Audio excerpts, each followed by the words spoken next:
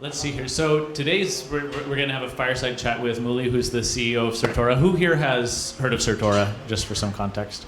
Okay, so all right, great, cool. So we'll keep the introduction quick then. It's a formal verification tool you can write specifications for your smart contract in CVL, which is the Certora verification language. And I've used the tool quite a bit. I'm impressed with how easy and quick it is. So we'll be talking more about that here. Mooly, you want to give a quick introduction? Sure. So I am actually, I always tell people it's my first and last job. I started working for real in the last 6 years. Before that, I was academic. I'm still academic in computer science. And I work in formal methods. And everybody was saying this is completely useless. But I like it. I kind of like it. And I always was fascinated by small programs and trying to understand what they are doing until the blockchain came. And now I'm together with a fantastic team. We are trying to make formal verification a reality. And basically making this tool easy to be used mainly by developers and making it standard in this domain. So thank you for inviting me. Sure thing. Okay, so how many of you guys are security researchers or devs? Okay, great. How many of you are familiar with the term first order logic? Okay, all right, cool. So knowing about our audience here, how would you explain what formal verification does behind the scenes? Yes, so there are a lot of jokes about formal verification. And one joke is that formal verification is making sure that your code has the same number of bugs as the spec. So the issue with formal verification, you kind of write your code twice. You write your code, but you also write some belief of what you have about your code. And Certora has its own language, but the other mechanism, you basically write what you believe about your code. And it's actually interesting to see that it can give you a guarantee, but actually something which is more mind-blowing is that it actually can give you a violation. So when we started Certora, we actually didn't know enough about this space, I guess, but we were smart enough to go to the VC. So we went to one of the most interesting VC in this space, and he connected us with a compound, of course, a good team. And they told us, look, we heard something about formal verification, whatever. We have this code. It's ready to be deployed. It's been audited by the best teams in the world. Don't look at it. We say, okay, do you mind if we run the tool? They say, fine. We ran the tool, and the tool say, the spec is violated. And we, of course, we were very skeptical. We say, oh, it's a bug in our tool. And we went to the compound team, and actually, interestingly, this is something it was a behavior that allowed you to take all the money in the code. So after that, they actually launched the code. And they actually wanted to pay us, but we had no tool at this moment. And then actually it's interesting, the code that we didn't run, somebody hacked it, and they accused us because we didn't have the tool. We say, look, it takes some time to build it. They say, 3 weeks. No, it doesn't take 3 weeks. We have been working on it for 6 years. And so formal verification is maybe the beauty of formal verification is formal specification. I think you mentioned here about first order logic, thinking about your behavior of the code. And a good specification is sometimes harder than writing about the code. Sometimes we come to a team, we show them the formal specification, they say, why didn't show it before? We would write completely different code. So the thing about formal verification is trying to think what your code is supposed to do. And it is hard, but it's very rewarding. And it's an iterative procedure. It's very hard to get it right immediately. But you start and you think about it. And it's like getting code right. It's a bit more abstract in some way. So we are seeing that, I don't know, how many of you know of functional programming? So more than formal. So functional programming is a bit similar in that respect, that if you get the function, I'm not an expert in functional programming, but at least I see that is somehow, you need to somehow get your mindset. And it's interesting that once you get this mindset, and people that get mindset, it's really, really useful. And actually, we are talking to security researchers. I've seen people who are very, very good hackers who are very good in specification. It's an interesting mindset. It's like the same mindset of sometimes breaking, like a good hacker. What does a good hacker try to do? He looks into the code and thinking what the code is supposed to do and trying to break it. But he does have in his mind some kind of specification. Whether he write it in CVL or in his head, but it has formal specification. Cool. Can you give some maybe basic examples of when we say specification? Does that maybe we should explain that a little more? Can you give some like basic examples of what a specification would look like? I actually have some more complicated questions around specification, so we'll maybe just give everyone start with the hello world, maybe. No. So actually, some specifications are easy and are useful. So specifications say, for example, some kind, especially when you're talking about something economic, you are saying like, for example, if I deposit and I withdraw, I cannot benefit from it immediately. So that's actually something that you already can express and that's useful.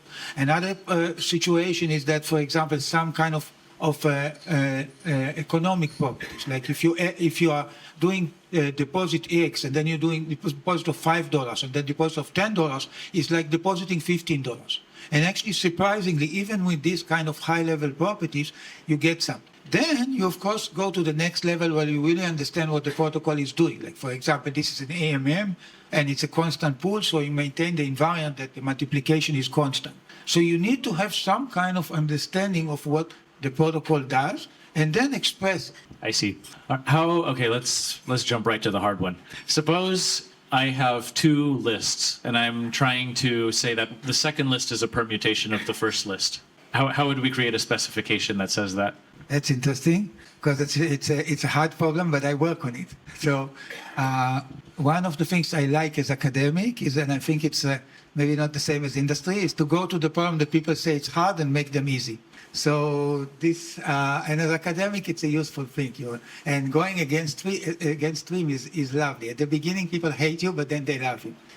So permutation is actually, everybody think proving permutation is hard. And I like to think that proving permutation is easy. And the trick is that I cheat. I always like to cheat, but if I cheat and you cannot catch me, it's good. So what I do, I'm saying, what am I worried about? Am I worried about the correctness of the code? Or am I worried about the correctness of the word permutation? Of course I'm worried about the correctness of the code, okay? So what I do, I insert another concept. It's a bit abstract, but it's called reachability. What does it mean, reachability? Is I mean from one place, I can go to another place, okay? So I can think about it if I go from Princeton to, so it's not just one hop, many hop. And now if I have reachability, I can express permutation easily. How? Somebody asked, it's a tricky question. So with reachability, I claim that you can, how do you show you have two lists and you want to know that one of them is a permutation of the other? What do you say? Exactly. So it's reachable from one element, from one of the head, if and only if it's reachable from the other head. And this also in computer science, we are thinking of computation. I'm thinking about computation. Proving permutation is computationally hard, but once you have this proving computation becomes very easy. So the idea is that you have to somehow. So of course it means that I know you're reasoning about permutation, but it's not actually just for permutation. I can now talk about the fact that one list is a reverse of another list. So I add this concept. I add the concept, and this concept I can teach tools like Z3 or something. I can teach them this concept. But this concept I add once, and I add it once. You look actually even customer like Morpho, they use it on a daily basis. So you add this concept. This concept is something that you have to write axioms. You have to actually explain to the tool what it means. But you have this concept once, and then you can reason about permutation. But there is actually something, if you want to make my life even harder, there is something in database called stability. I don't know if you know. Like basically, the idea is that you want to show that you don't swap element. So that's trickier. That's trickier. So it's of course, but the idea is that you want to think enough. And actually, I think the issues that a lot of things I know here in this domain, trust is a big issue. So I agree, but to extent. I always have to trust something. Okay, and I need to decide what I trust. So in this case, you trust me that I tell you what's reachability, and this I prove in a pen on paper. If you want, I can prove it in K on Conk, but I prove it once. I prove it once for all the programs in the world, and this takes me like 3 weeks, but this is... Awesome. You said Morph, the lending protocol, they're using reachability as a proving strategy? Yes. Can you elaborate on that some more? Yeah, basically, they have linked list of assets, and they want to show this is correct, and then they are not proving it for two elements. They're proving it for arbitrary list of elements. So, and in fact, it's easier to prove it for arbitrary list of elements than to prove it for 2 or 3 elements because it doesn't scale well. So actually sometimes, and actually the thing I love about formal method, that sometimes I mean, you guys think about 1, 2, 3, we think about infinite, okay? And I love working about infinite because it's easier. once I get into that, it's easier. And actually, I can think of now properties of the list without assuming a bound. Of course, when I do testing, I will test it on 1, 2, 3 elements. But I prove the properties of it, and you can look into the Morpho website. They prove it actually, and actually the SAFE team also prove these properties. So it's interesting that developers, and actually I think it's also unique. The formal verification has been used in hardware. That's sort of the killer application of form. But there were basically engineers who are doing it. And here, the idea is that we have actually, and that's actually beauty of this domain, that you have developers who are using this. Awesome.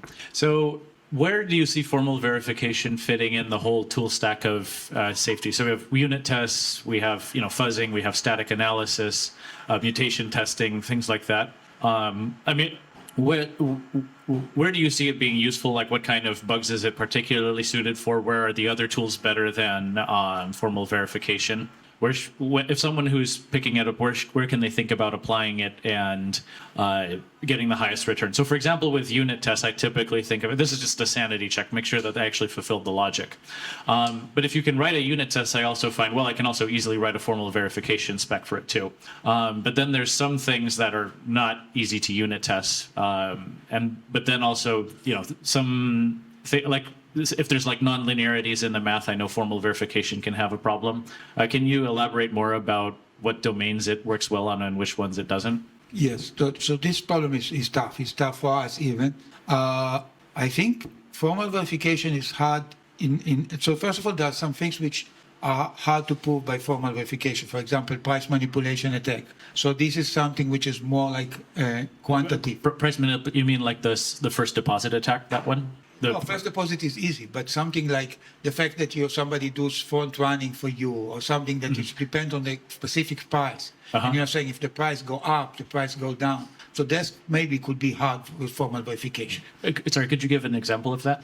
I think there were kind of examples, like in protocols, even some of our clients, that basically, look at maybe it's not a price manipulation, but look at what the recent thing that happens with Aave, that basically what happened, there was this public, there was curve, and this curve actually become to be non-liquid. So it's not actually something we could prove with our tool. So basically, the idea is you don't have enough liquidity in your thing. It's not actually something which is, I don't think you will get it with unit test either. It's very, very hard behavior that is not prevented by formal verification. Oh, so you mean like a price crash during a liquidation? Exactly. Okay. It's not something we can do. For us, we have other limits, which are things that has to do with scaling. So I told you I'm like small program, but some protocol, like for example, look at GMX, they have a lot of code. And this code is, if the code is modular, it's very, very good for formal verification. If the code is not modular, unit testing can still do a good job, but it's very hard for us in formal verification. You give us spaghetti code, you make our life miserable. That's and actually it seems like our protocol, some of them, I remember the OpenSea, I still, that's, so I'm sorry if I'm saying here something which is not politically correct. So if you write and they write everything in assembly, so what we can do, actually our tool work at the assembly level, but still it's getting harder. It's getting harder. If you are not using abstraction, I think you mentioned nonlinear arithmetic, it's hard, but there it's also the question of the quantity. If you have 1 or 2 or 3 nonlinear operation, it's okay. But if you have tons of them, if you see actually, and big shout out for protocol like Uniswap v4 is beautiful. It's actually the nonlinear arithmetic is congested in one function, and then actually we can modularize prove, and we can prove actually properties like solvency, basically saying if you deposit the money, you can always withdraw it. That's it's a basic property. Also, we have done it now with Euler. We basically show that if the LTV, if the loan to value is less than 1, then it remains less than 1. And it's very interesting because after this protocol was hacked, so it's very interesting to increase trust. And after us, there was a big bug bounty and people didn't find things. So of course, this is also help that you have the human. But I think, so to summarize the question of whether you should use testing or unit testing, you should start as early as you can because it's easy and it's actually something which will, you don't need the specification. You will see what it has. Of course, if you have specification, it's useful for unit testing and fuzzing and other things because fuzzing with invariant is much more interesting. And actually, some cases we can see, when we started with Uniswap team had this foundry fuzz. We said, let's run the fuzz. Actually, we ran it, and the prover said it is violated. We were so happy. We said, "Oh, we found a bug in the code." We contacted them. Unfortunately, they say, "Yes, you found a bug in our spec." So this, of course, can happen. The spec also can have bugs. It's not just the code that has bugs. And you mentioned mutation testing. Actually, mutation testing is great because it's also a way to check the specification. This is how we do community tests. We have the Gambit. We have a tool. So we are trying to, when the prover, and actually I have a story to tell because it's kind of public. We had a big client in this space, and he used very good auditors. And on top of it, he used us. And he wrote the spec alone. And he's actually a fantastic person. He's not here, but he's a great guy. And then I guess somebody submitted 1 million bug in Immunify, and it was essentially double spec. Okay, and this is actually the invariant that he said is not double spec. So we were very annoyed. And of course, he contacted us in the middle of the night. It's not so nice to lose $1 million. We look at it. The problem was that there was a bug in the spec. The spec is not a technological issue. The issue that the spec has some redundant property, like, for example, in computer science, it's called tautology. It says 7 is greater than 5. So the tool was able to prove that 7 is greater than 5, but it has nothing to do with the code. So there was a small bug in the code, in the spec. Interestingly, when we fixed the spec, the tool actually found another bug, so we could go to Immunify. Maybe that's the business model for us. So we actually the issue of the formal verification is always the spec and the code, the mutation test, and I think maybe for testing too, sort of knowing what you want to test. I remember sort of the old day there was, like in Microsoft, there was a testing team. There was a development team, and there's a lot of tension. There was a lot of tension at this time. I mean, you guys probably didn't exist, but there was. I remember because I used to come to Microsoft Research every summer. I hate the summer in Israel, so I used to come every summer. And every time I see the tension, the developers are really scared because the testing people are doing this unit testing and they are finding a bug in window, or this bug in window, this bug in window. So I think this is it.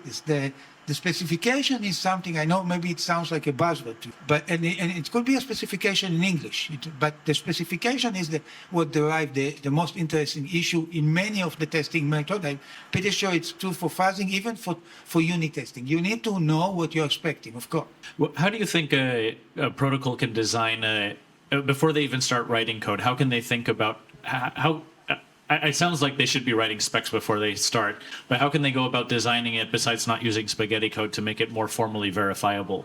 So modularity is very good. If you are modular, you make functions sort of small and with a well-defined behavior. That's very good. Another thing that you can do is somehow try to see that every time when you use something, you try to see if there is a need for that. For example, many people try to, I think there is a statement by Knus, which is one of the best computer scientists, said that optimization is the evil of all things. So basically what you are trying to do, you see a lot of our clients, they're trying to say this is saving gas, and then they are doing something very complex. So simplicity is the key. You want to make things that you understand is simple. And for example, if you need to write code in assembly, so then think why you need to use it. Another thing which is very useful, and I think the domain is getting more and more useful with players like OpenZeppelin and others, is using libraries. The more libraries you use, and we are seeing it, you're making our life easier. You're making your life easier. We are if you go with services with us, we are also cheaper. So basically, the more you build on top of other things, you are making things easier. Got it. There isn't. How do you see people getting good at writing specifications? I mean, maybe specifically in your language or in general, because this is not thinking about, like, even functional programming is not oftentimes taught in college.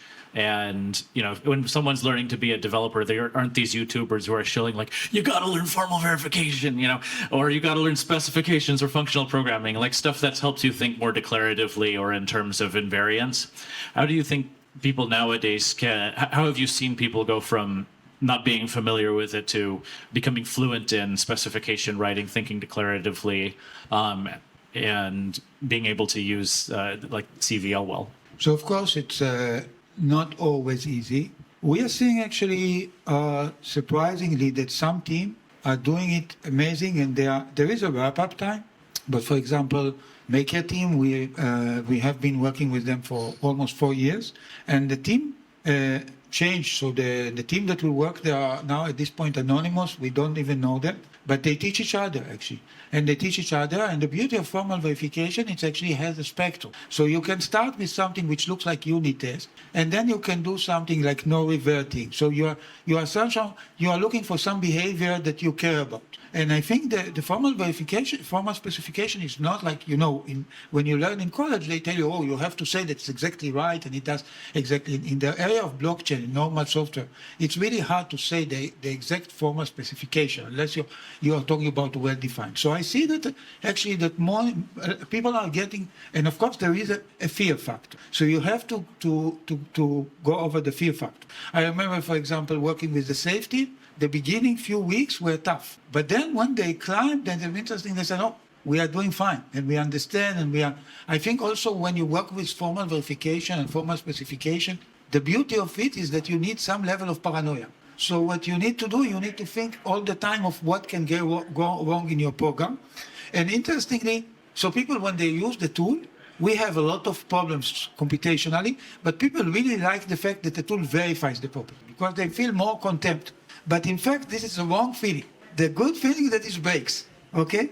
And what you can do, if you see that the property that you have is verified, you insert a bug, and then it will get you to understand this thing. You can start with our spec, or there's other tools, for example, there's Holmos, it's the same. Or there's even very mature tools like Daphne. And so it's the same. You take the code, you take the spec, and I think the moral to all of you, just try it. How many of actually, it's interesting, how many of you tried our tool here? Amazing. How many of you tried other tools? Also, a lot of other tools. Of course, most of them are not in Web3, but some of them are applicable to Web3. So try these tools. I think it's less scary, like functional programming. Functional programming, it's less scary than it's thinking. I mean, you have to have some kind of thinking that I know, for example, for computer scientists, sometimes thinking inductively is hard. So it's something that it looks like a very basic principle. I mean, so basically, if I know something and then I prove something by induction. So if you understand this concept, understanding the formal verification is easy. But even if you don't understand this concept, once you try this, I think the more you try, and actually with CVL, we are trying to make CVL looks like Solidity. And in fact, now we are releasing a version of the tool that you can write the spec in Solidity. And that's also useful. So basically, again, you write essentially the code twice. You write once the code for example, one thing that you could do with our tool, and maybe with others, is equivalent checking. What does it mean, equivalent checking? You have one piece of code, another piece of code, and you ask the tool if it's equivalent. And it's interesting because it gives you violation. It shows you some behavior. So for example, if you decided that you want to optimize your code, this tool can actually protect you because it will tell you, oh, this thing, and we have seen it. Look at the Kyber hack. Look at many hacks that people optimize code and got hacked. Can you give an example of like thinking inductively on like a DeFi thing? Because most people here are familiar with DeFi code bases. If you were to give an example, this is how I would inductively specify the behavior on this DeFi protocol. What would that look like? Can you give some couple simple examples on that? Yeah. So don't be scared of induction, guys. Okay, yeah. So to give an example of something which is, let me see. Okay, so actually, let me try to see if I have a memory. So I actually, let me see if I can do it without slide or whatever, something. So I'm thinking I need an example which is good enough to show you something. And let me see if I get it right. I want to show you, for example, I have a ball. And I can pass it from one place to another, okay? And I have, say, 4 players, and one player can A can pass it to B, okay? And C can pass it to D, okay? And then I'm trying to see that the ball started A, and I'm trying to say it will not reach to D, okay? That's a very basic property. Is it inductive? So it's not inductive, and that's something which is counterintuitive to us, because when you think of inductive, you need to think of sort of doing everything in one step. And this is actually make our life easier because you have to somehow tell the tool that in fact it cannot be in C. And then the tool actually is able to prove it. So I don't know, I needed probably thing to tell you, but the idea is to make something inductive. Even so, something can be true and not inductive. That's the most important thing to understand. If you want to think of a protocol, for example, I talked about the protocol says that, for example, you have a constant pool. So constant pool, what does it mean? Everybody know what's a constant pool? So basically you have two tokens and the multiplication is constant, okay? So you actually have this property, and it's actually pretty easy to write with tools like us. You write C equals A times B, or this thing, but it's not inductive, and it's counterintuitive, because the tool actually thinking about ways to break it. And then it will go into some function, and it take you some behavior that say, oh, if this guy deposits some money, was worth something. And that's counterintuitive, and it's frustrating. I remember we worked with the sushi team. They had this protocol called Trident, and it was not. And we say, oh, what this tool? We hate our tool. We say, okay, it's showing us that it's not inductive, but so we stare at it, and then in fact it shows us that there is a behavior that basically if you burn the token, then in fact you get all the money. So somebody can steal all your money. So, but of course, after they fix the code, we have to tell the tool. So to make it inductive, you have to tell the tool a lot of things. So you have to tell the tool that every time you burn token, but it's actually, it was in this case, it was a bug in the code that we prevented. And it's a bug that it's a draining bug. It's a bug that allows you to take, the hacker can take all the money. Basically, you take one token and you swap it for all the tokens in the bank. So if you think of induction, you can think of sort of, somehow you're trying to convince somebody about something, but you have to tell him everything, to do everything in one step. Okay, so basically you have to think of sort of, you want to somehow summarize all the past in one step.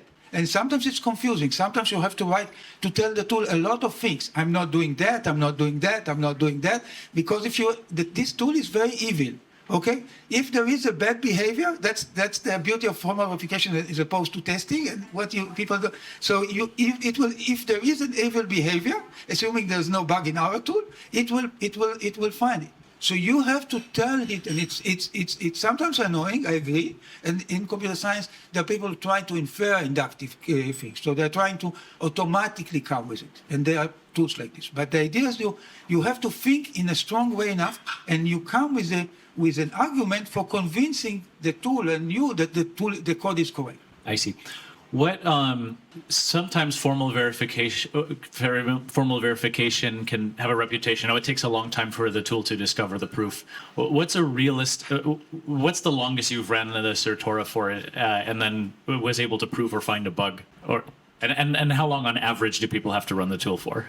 That's a hard question. So it ranges all the way from 5 seconds to 2 days, 3 days. It depends on the complexity. I think what we see in our tool, and I think others have seen it, when your code has bugs, it's actually terminates pretty quickly. The tool is pretty good in finding bugs. So usually some programmers say if the tool runs long, my code is safe. So it's not the case. But the idea is that, yes, the tool, the formal verification inside, there is a technology called SMT, it doesn't matter, but this technology is doing something which is computer science called primal dual. I don't know if you're familiar with it, but the idea is that it's looking for a proof and looking for a counterexample, for a test case simultaneously. And it's pretty smart in finding test cases. So I'm saying if your code has a bug, it usually should find it pretty quickly with the thing. If the code is correct, like for example, I think with Euler,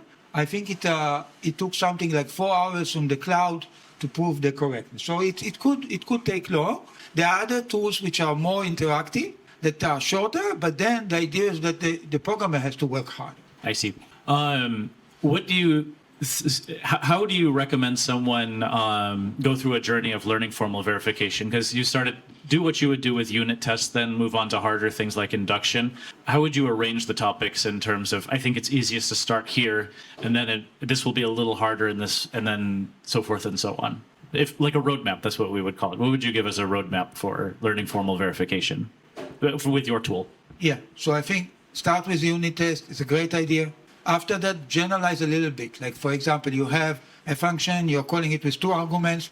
Then you can make one of the arguments symbolic. So basically you say one of the argument is not constrained and the other argument is fixed, and you see what behavior. And if it verifies, try to insert a bug. Don't trust it. Try to insert, and then it will, you somehow get more understanding of what's going on. And then after that, you have to think of more interesting property, and these are called invariants. So invariants are things that you always have to believe that they are correct. Okay, so you have to write invariants are harder.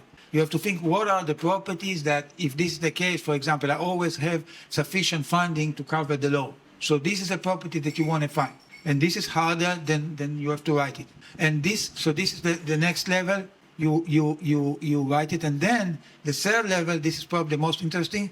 You think of high-level property. For example, something like solvency is a high-level property. Wherever I deposit the money, I can withdraw it. And this, of course, it means that you really understand what this protocol is supposed to do. So you somehow, and sometimes you need to look into the white paper. Sometimes, in fact, we see that sometimes after we write these high-level properties, we see how to improve the white paper, because this is sort of the high-level property. This is in some sense the hardest, but it's, of course, is the most rewarding, because once you prove that, you have a lot of confidence in the code. Okay, thank you.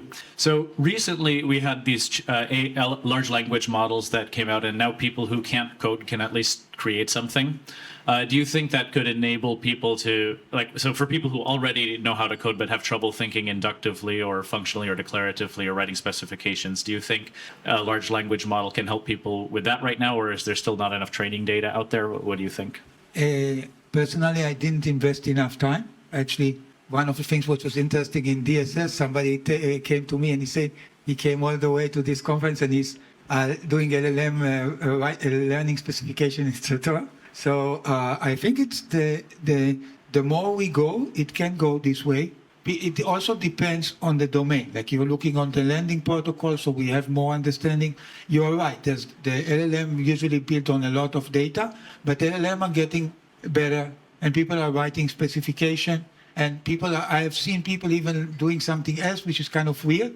They use ChatGPT with CVL and trying to go from the CVL to the code. So I don't know, but you can do it in principle. So I think, yes, these techniques, we in Certora are not using them, but they seem plausible.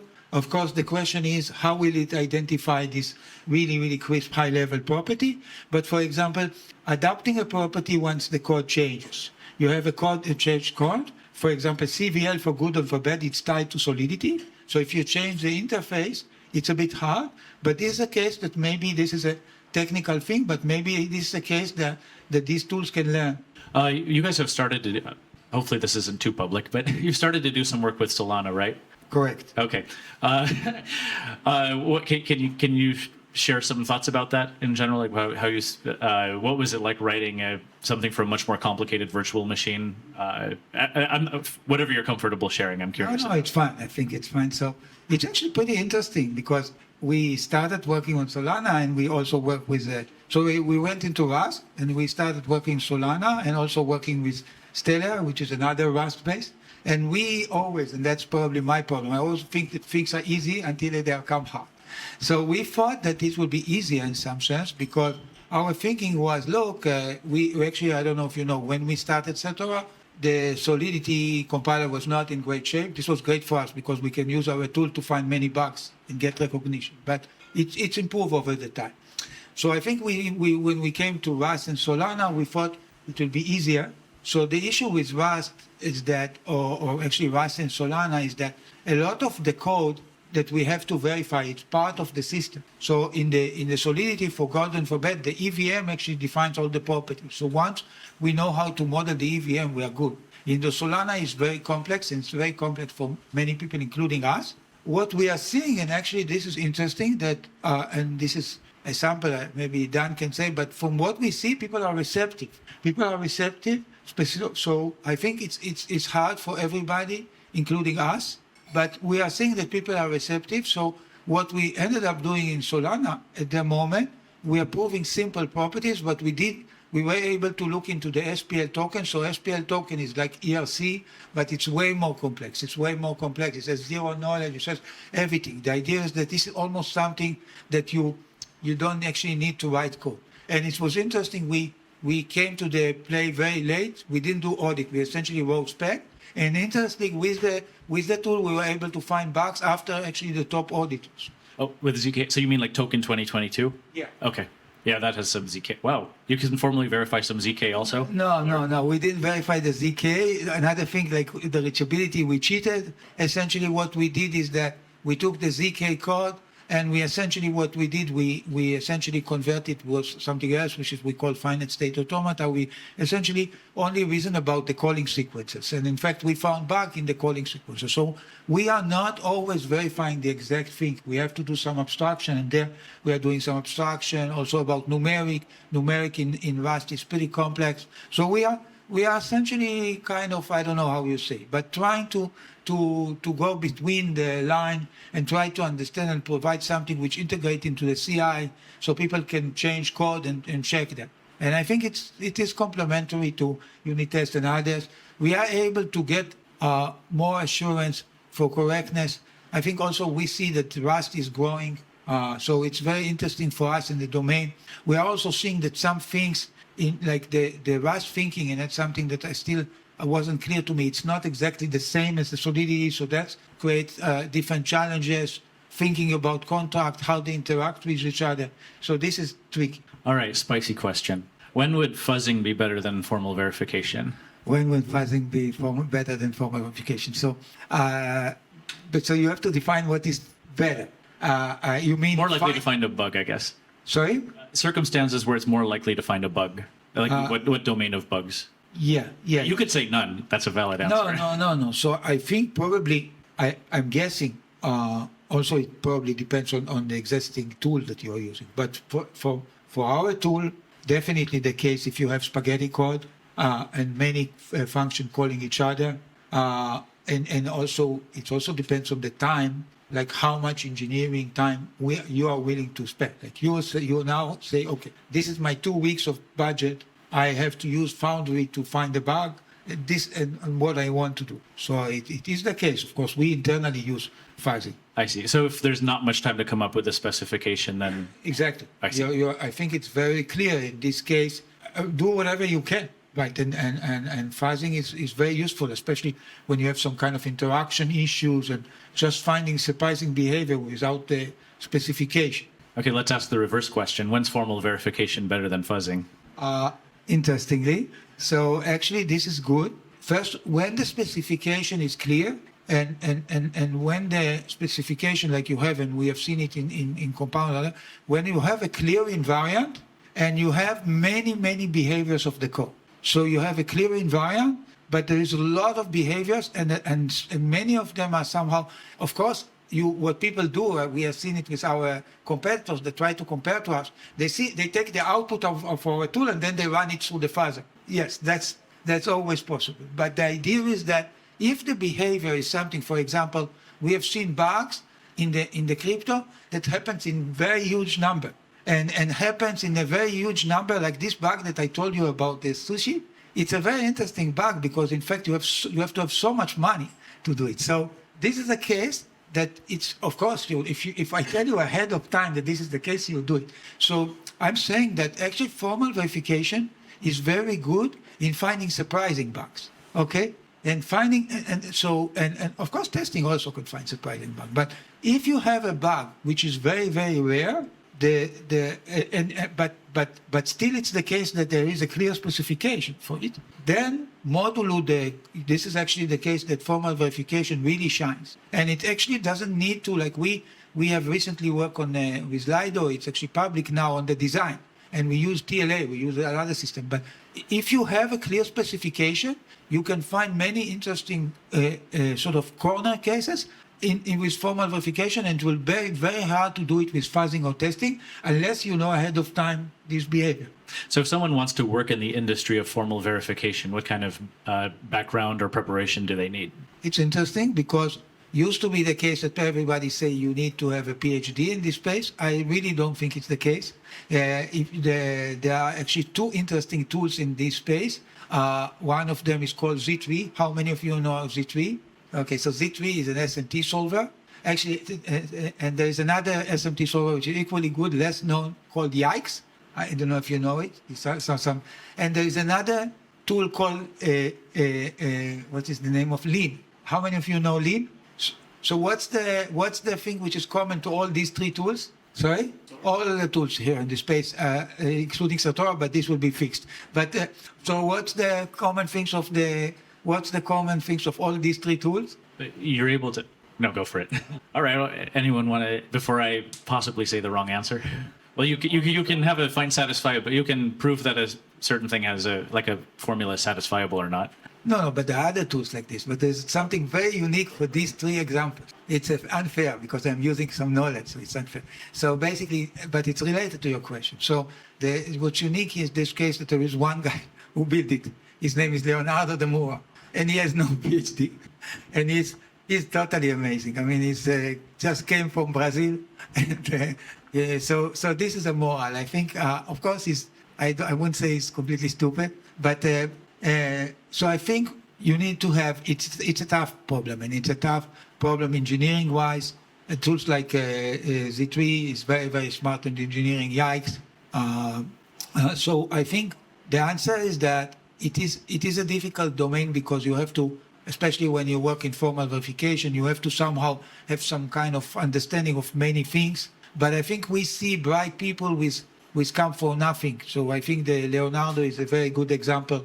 He just came to an internship in a place in Menlo Park called SRI, and then from there everything happened. So I think for newcomers, it's a very interesting domain. You can learn this domain. You can learn. It is require some kind of mathematical. It's sort of a combination of mathematical and engineering. You have to think of algorithms that you learn, like data structure and things like that. So that's a sort of core computer science, but also some kind of thinking in terms of logic. And you mentioned so I think, and this is something, of course, you can learn in school.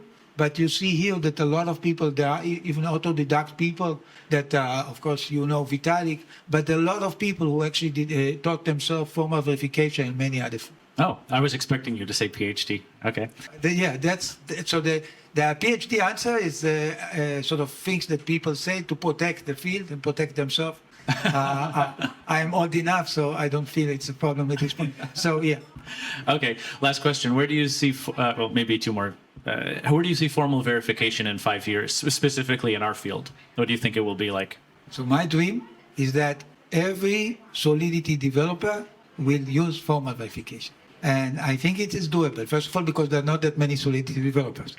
But I think that we can teach people how to use it, and it's a domain which will be very interesting. People use it in addition to testing and fuzzing. And even actually, maybe they use the same specification for fuzzing. Maybe we need to integrate with Foundry and others. So the idea is that I see formal specification in the area of crypto, especially because if the market value ups, I think it's interesting. I think we are seeing also some of our clients. I think it's interesting. We want to make formal verification a commodity. At the moment, many of our clients, they pay us to use formal verification, which is fine.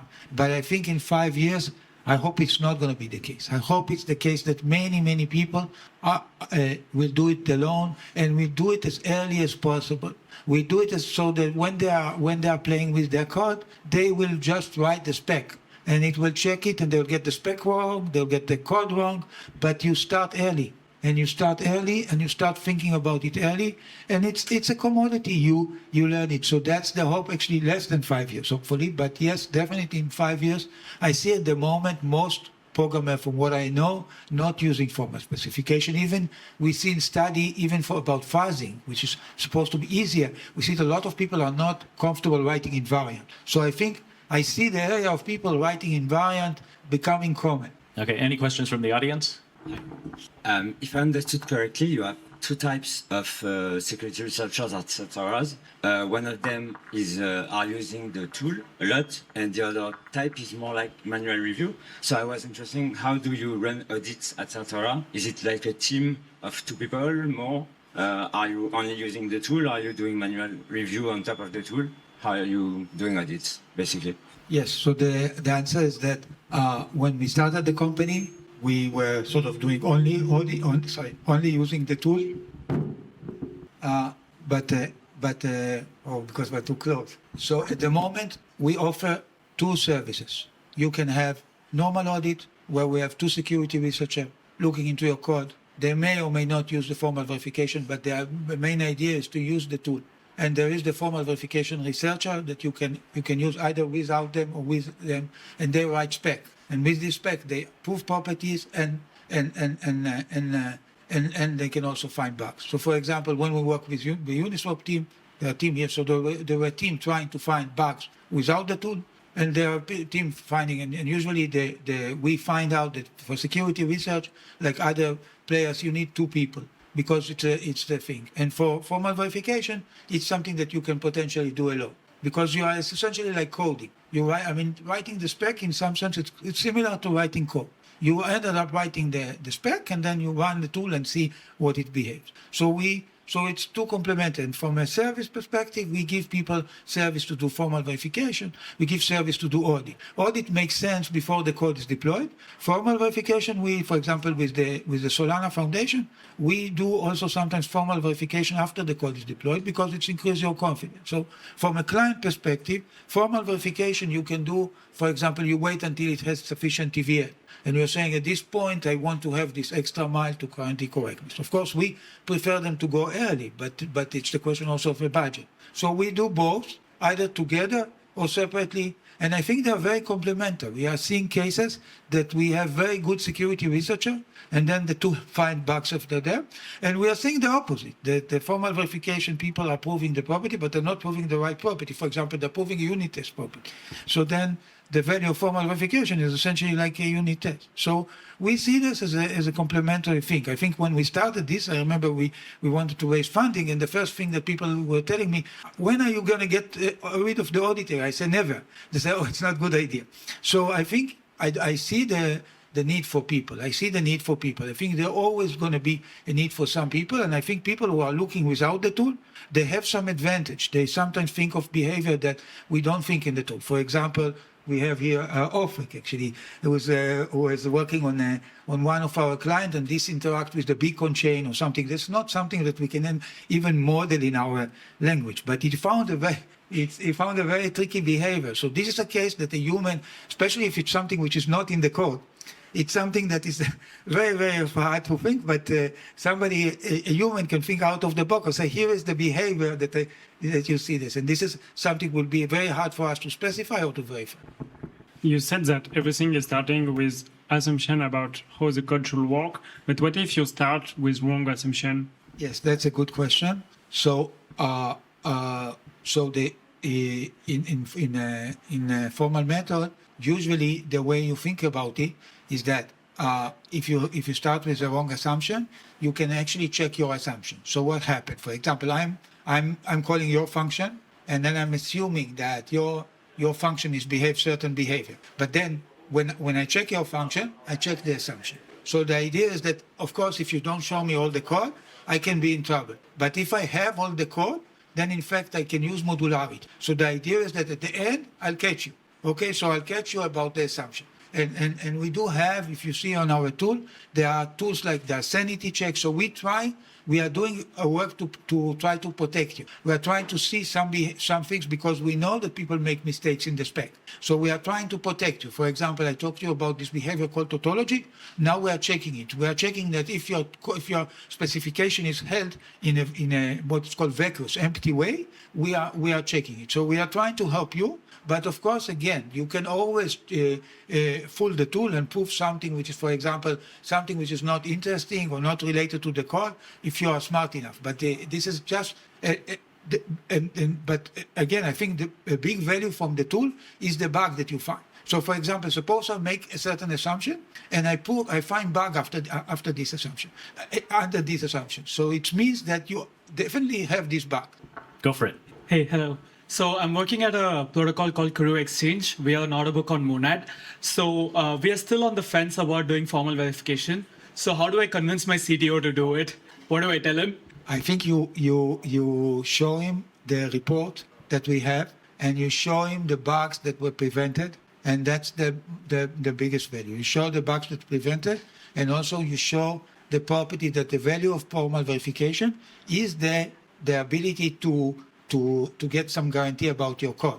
like one of the biggest success in computer science of formal verification is somebody spent a lot of time actually proving the correctness of a C compiler. I think, and after that, about 6 years, people tried to break it and couldn't. So I think the issue is that it's guarantee, or for example, look into, show him the Euler example, show him the example that you say, look, how much are you willing to pay not to get wrecked, okay? And I think it's the issue that you want to show that you increase your confidence in the code. That's what I would like to show. And I think also, like that's what happened to us, it's a word of mouth. So you basically, you talk to other people who use it and you see if it's useful.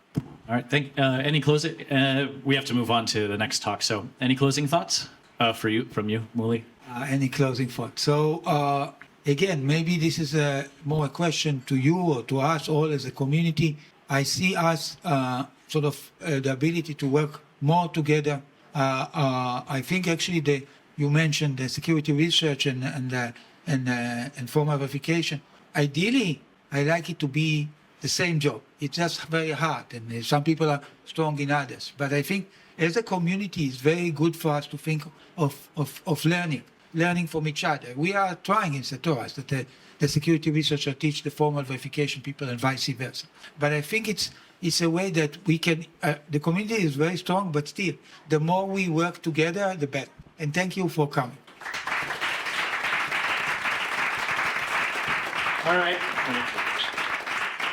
All right. Well, it's a real honor to have you here. You've had a great impact on this space. Definitely prevented a lot of hacks. So, and thank you for sharing your thoughts here at Rare Day.